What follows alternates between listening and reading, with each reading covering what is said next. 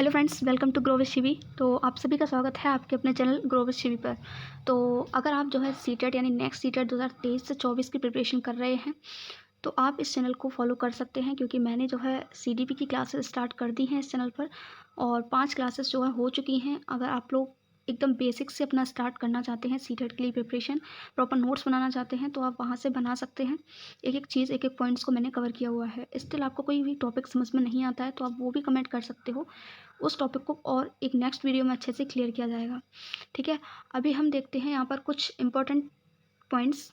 Important कह सकते हैं, नहीं बहुत ज़्यादा इम्पोर्टेंट हैं ही, क्योंकि अगर हमारे माइंड में जो है किसी चीज़ को लेकर डाउट होता है तब तक हमारा उस चीज़ में मन नहीं लगता है। तो थंबनेल से आपको पता चल गया होगा कि मैं आज क्या बताने वाली हूँ, that is very important. First देखते हैं कि सीटेट जो है कब होगा, जुलाई या दिसंबर। ये चीज़ें बहुत बनी हुई हैं और इससे पहले भी मैं एक वीडियो में आपको थोड़ा सा बता चुकी हूँ कि किस मंथ में होगा एग्ज़ाम। देखिए, जो है इसका जो है ऑफिशियली कुछ भी बताया नहीं गया है कि जो नेक्स्ट सीटेट है वो दिसंबर में होगा या फिर जुलाई में। तो दिसंबर में तो कंपलसरी है ही, ठीक है। जैसा कि अभी हुआ दिसंबर में, दिसंबर से जनवरी तक चला जो पेपर, फरवरी तक चला। दिसंबर में तो ओनली 2 ही एग्ज़ाम हुए थे 2022 में, ठीक है। ये जो एग्ज़ाम था 2022 का था, लेकिन ये गया जनवरी तक और 7 फरवरी तक इसका एंड हुआ था एग्ज़ाम का। पूरे जनवरी चला था और 2 एग्ज़ाम इसके सीटेट के दिसंबर में हुए थे। तो ये तो इतना है कि दिसंबर में तो चलो क्लियर है, लेकिन कुछ लोगों का कहना है कि इस बार जो सीटेट है वो जुलाई में भी आ सकता है। उसका रीज़न मैं आपको बता दूं कि जो कोविड था उससे पहले जो एग्ज़ाम था ये सीटेट का, इस साल में 2 बार हुआ करता था। एक तो जून के महीने में और एक दिसंबर के महीने में, यानी कि 6 मंथ्स का इसमें गैप होता था और तब ये एग्ज़ाम ऑफलाइन हुआ करता था।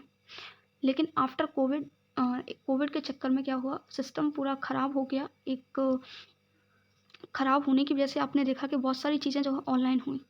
इन सारी चीज़ों के ऑनलाइन होने से सीटेट पर भी इफ़ेक्ट पड़ा और फिर सीटेट भी फर्स्ट 2021 में, कब 2021 में फर्स्ट टाइम ऑनलाइन ऑर्गेनाइज़ किया गया। उसके बाद ये जो अभी हुआ था सीटेट वो सेकंड टाइम ऑनलाइन ऑर्गेनाइज़ किया गया था, ठीक है। तो जब से ये ऑनलाइन होने लगा तब से ये साल में एक ही बार कंडक्ट होने लगा, क्योंकि ऑनलाइन की जो प्रोसेस थी, जब हम किसी न्यू चीज़ को अप्लाई करते हैं कहीं भी तो थोड़ा टाइम लगता है, तो वो प्रोसेस में उनको थोड़ा टाइम लग गया। तो साल में ये है तब से एक ही बार क्या हो रहा था, ऑर्गेनाइज हो रहा था। लेकिन अब क्या हुआ, इस बार इन्होंने एकदम टाइमली इनका जो है सीटेट 7 फरवरी को इनके सीटेट के सारे एग्ज़ाम जितने भी थे वो एंड हो गए थे, अलग अलग शिफ्ट में हुए थे, ठीक है। 14 फरवरी को क्या हुआ था, आंसर की आ गई थी।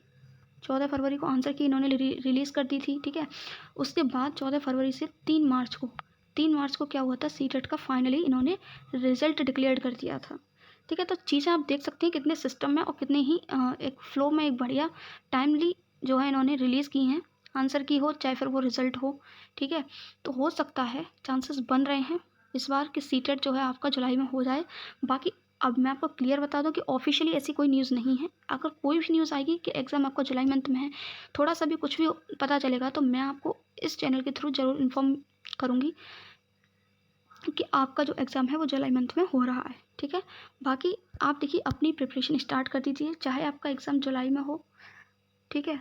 दिसंबर में तो देखो होना ही है, वो तो आपको प्रिपरेशन करनी ही है। अगर सीटेट का आपको एग्ज़ाम देना है तो दिसंबर को मान के तो प्रिपरेशन आपको करनी ही है। लेकिन आपको जो अभी अपनी जो सिचुएशन अभी बन रही है कि जुलाई में हो सकता है, उसके अकॉर्डिंग आप अपनी जो प्रिपरेशन है ना उसको जुलाई मान कर कीजिए।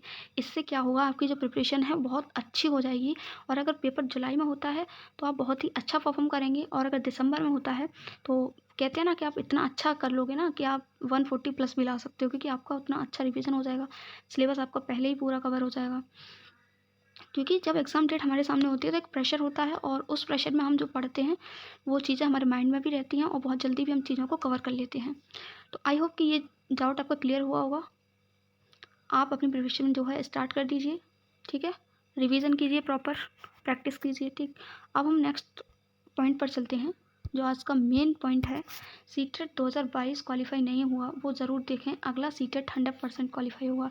ये मैंने क्यों लिखा है नेक्स्ट पॉइंट, और अगर ये बात मान ली तो सीटेट क्वालिफाई करने से कोई नहीं रोक सकता। यस, तो जितने भी स्टूडेंट हैं, मैंने आपको एक रेशियो भी बताया था एक वीडियो के थ्रू कि ऑलमोस्ट 9 लाख लोग तो पेपर 1 में फेल हुए हैं, यानी कि 9 लाख लोग ऐसे हैं जिन्होंने पेपर 1 क्वालिफाई नहीं कर पाया है। और अप्रॉक्स ये 9 लाख नहीं है, लेकिन अप्रॉक्स है, आप 8 साढ़े 8 लाख बोल सकते हो। अप्रॉक्स इतना ही लोग जो है पेपर 2 में फेल हुए हैं। तो अगर आप उसमें इंक्लूड हैं, या आप बहुत बार सीटेट का एग्ज़ाम दे चुके हैं और आप जो है पेपर क्वालिफाई नहीं कर पा रहे हैं, तो मैं आज आपको ऐसा कुछ बताने वाली हूँ कि अगर आप उस चीज़ को फॉलो करते हो, देखो सुन के, अगर आप यहाँ से सुनकर सिर्फ जाने वाले हैं, उस चीज़ को फॉलो नहीं करने वाले हैं, देन इस वीडियो को देखने का आपका कोई बेनिफिट नहीं है। आप इस वीडियो को अभी लीव कर सकते हो, ठीक है। मेरा मोटिव है आपको दैट आप इस एग्ज़ाम को क्वालिफाई करें।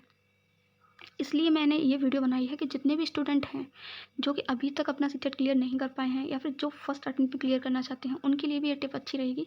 बट सबसे अच्छी आज मैं जो टिप दूंगी वो उनके लिए दूंगी जो कि क्वालिफाई नहीं कर पाए थे, अभी जो रिसेंटली एग्ज़ाम हुआ था उसका, या फिर पहले भी एग्ज़ाम दे चुके हैं लेकिन क्लियर नहीं कर पाए हैं। तो ये जो टिप्स होगी वो आपके लिए ही होगी। तो देखो, सबसे पहला, आपने अपना रिजल्ट देखा होगा, सीटेट का जब रिजल्ट डिक्लेयर हुआ था वो रिजल्ट देखा होगा। अब आपको क्या करना है, अपने रिजल्ट का एनालिसिस करना है। कैसे करना है? नंबर 2, आपको अपना रिजल्ट का एनालिसिस ऐसे करना है, आपको फर्स्ट थिंग ये देखनी है कि आप जो है कितने मार्क्स से पीछे रह गए हो, ठीक।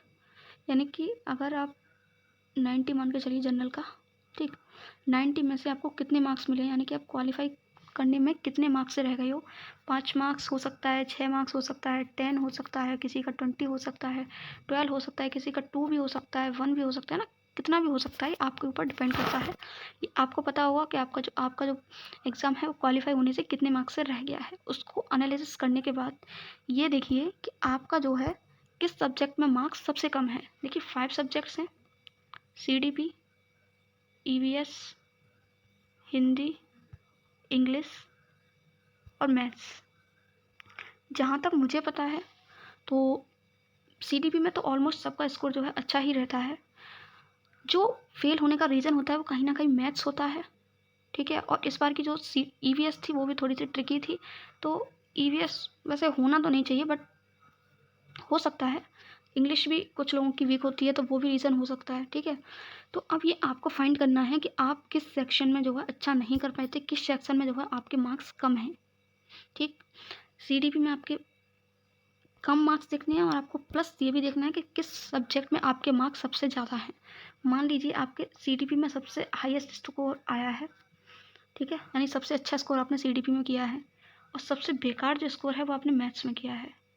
तो अब आपको क्या करना है, ये तो ऑब्वियसली एक बात है कि अगर आपने सीटेट की प्रिपरेशन की है, क्वालिफाई नहीं कर पाए हैं, तो आपके पास आपके खुद के या कहीं से भी लिए हों, आपने कहीं से भी परचेज़ किए हों, खुद के बनाए हों, यूट्यूब से बनाए हों, नोट्स तो 100% होंगे हर सब्जेक्ट के, क्योंकि हमें कहीं ना कहीं एक सोर्स चाहिए होता है किसी चीज़ की प्रिपरेशन करने के लिए, तो वो आपके पास ज़रूर होगा, मैं ये मानकर चलती हूँ।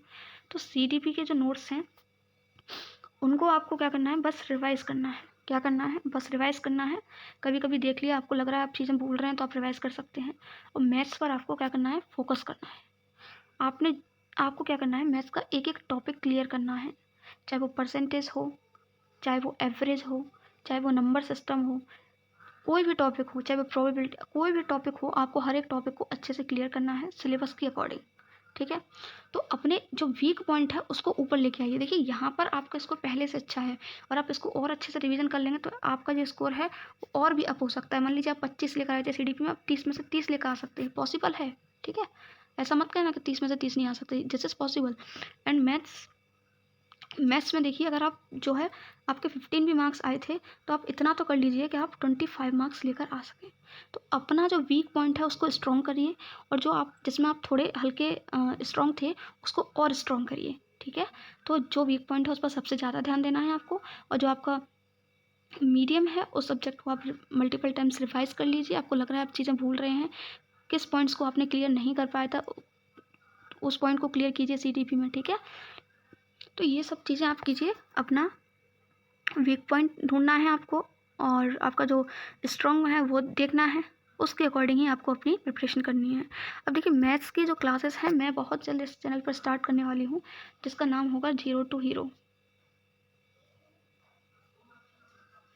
उसमें हर एक टॉपिक को बेसिक से क्लियर किया जाएगा, चाहे वो कोई भी टॉपिक हो, नंबर सिस्टम हो, एवरेज हो, ठीक है, मेंसुरेशन हो, हर एक टॉपिक को क्लियर किया जाएगा। चाहे पेपर 1 हो चाहे पेपर 2 हो, दोनों की प्रिपरेशन के लिए अलग अलग दोनों की प्रिपरेशन करवाई जाएगी। ठीक, अब देखिए यहाँ पर एक और कन्फ्यूज़न रहता है लोगों में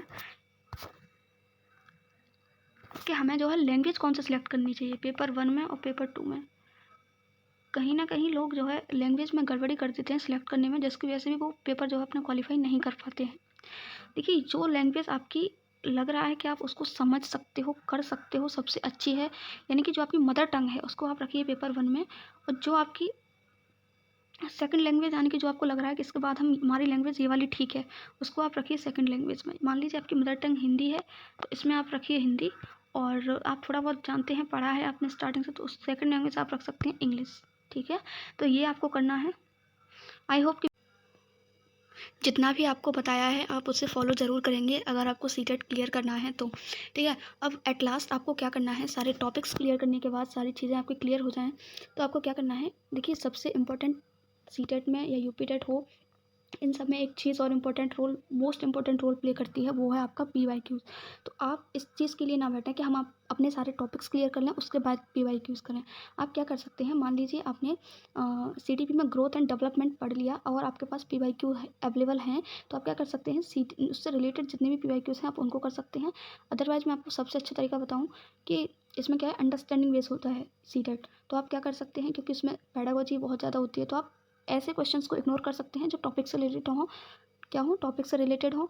बाकी आप जो पेडागोजी के क्वेश्चंस हैं उनको अपनी खुद की अंडरस्टैंडिंग लगा के सॉल्व करिए, जिससे आपकी जो अंडरस्टैंडिंग है वो डेवलप होगी।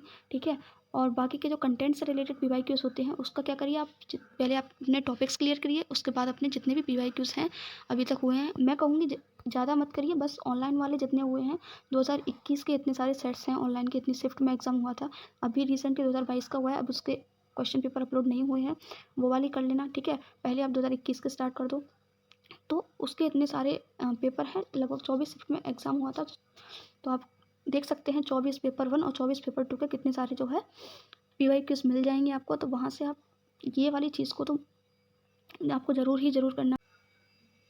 तो फ्रेंड्स, मैंने जितनी भी बातें आपको बताई हैं, जितनी भी चीज़ें मैं आपको बताई हैं, वो 100% ट्रू हैं। अगर आप ऐसा करते हैं तो सच में आपको सीटेट क्वालिफाई करने से कोई नहीं रोक सकता। आई होप कि आपको वीडियो अच्छी लगी होगी फ्रेंड्स। वीडियो अच्छी लगी हो तो वीडियो को लाइक ज़रूर करना, और मिलते हैं नेक्स्ट वीडियो में एक नए टॉपिक के साथ। Thank you so much for watching this video. Till then have a great day.